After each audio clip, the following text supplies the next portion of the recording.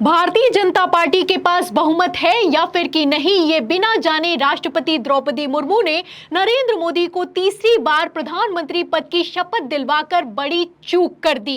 इस खबर के सामने आने के बाद से तो बवाल मच गया है और सवाल किया जा रहा है कि क्या भारतीय जनता पार्टी को सदन में बहुमत नहीं साबित करना चाहिए? क्या सरकार बनाने की जल्दबाजी में सारे नियम, कायदे, कानूनों की धज्जियां उड़ा दी गई हैं?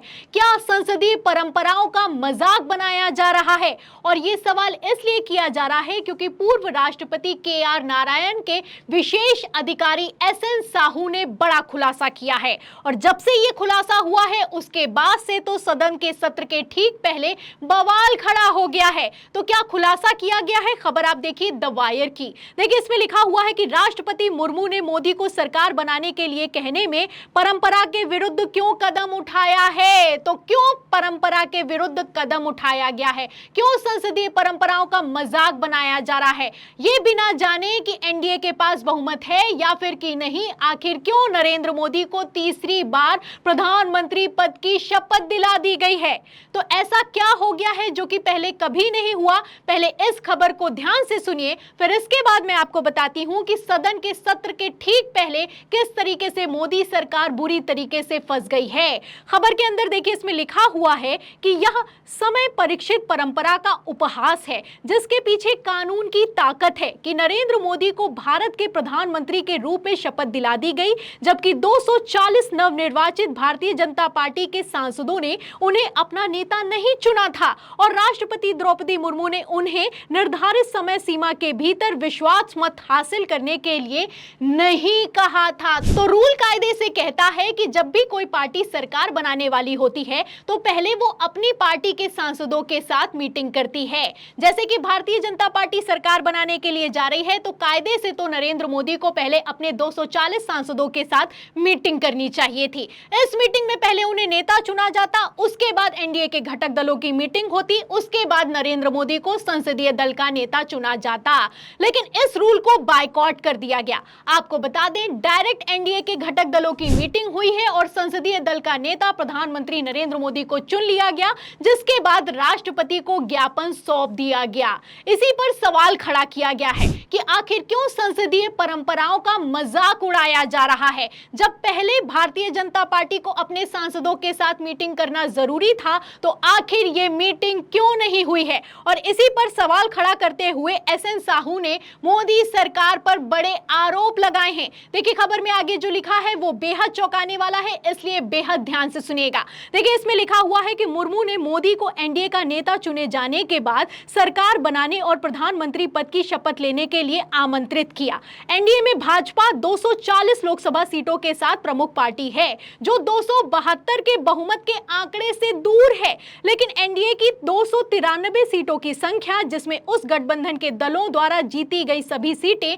शामिल हैं, उसे बहुमत के लिए आवश्यक संख्या से आगे ले जाने में सक्षम बना सकती है। तो आप देख सकते हैं कि साफ साफ कह दिया गया है कि 2014 और 2019 में तो इनके पास बहुमत मौजूद था, तो ऐसे हालातों में ये लोग मीटिंग ना करते तो चल भी जाता, लेकिन इस बार 2024 में भारतीय जनता पार्टी के पास बहुमत मौजूद नहीं है, इसलिए ये मीटिंग होनी चाहिए थी। 240 सांसदों के साथ नरेंद्र मोदी को पहले मीटिंग करनी चाहिए थी।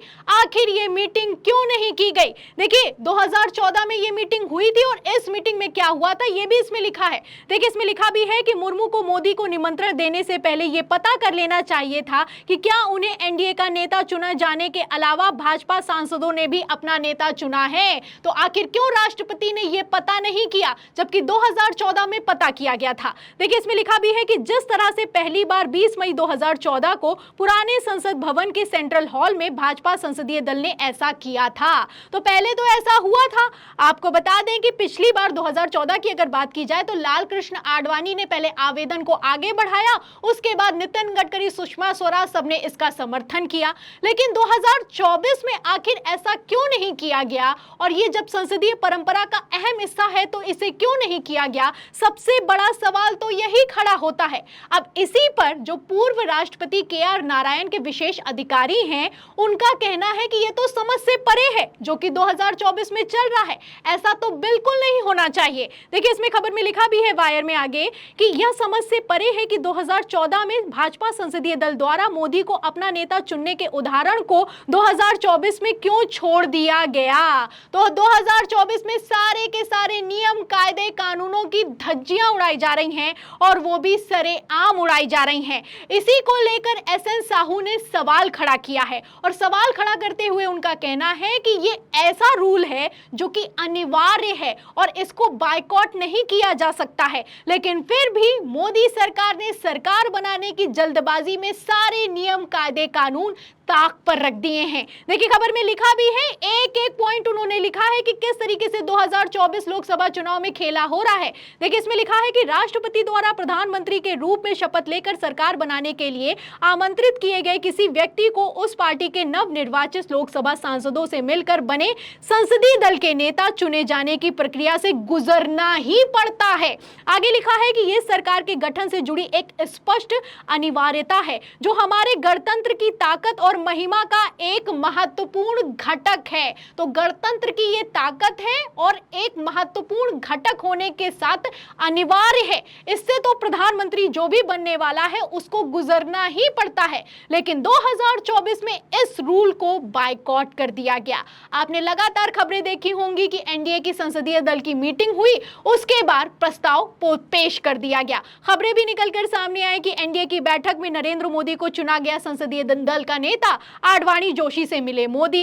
लगातार खबरें निकलकर सामने आई हैं कि एनडीए ने संसदीय दल का नेता प्रधानमंत्री नरेंद्र मोदी को एक बार फिर से चुन लिया है, लेकिन भारतीय जनता पार्टी के सांसदों ने चुना है या फिर कि नहीं चुना है, इसको लेकर किसी तरह का कोई समर्थन प्रस्ताव पेश करने से पहले लिया ही नहीं गया।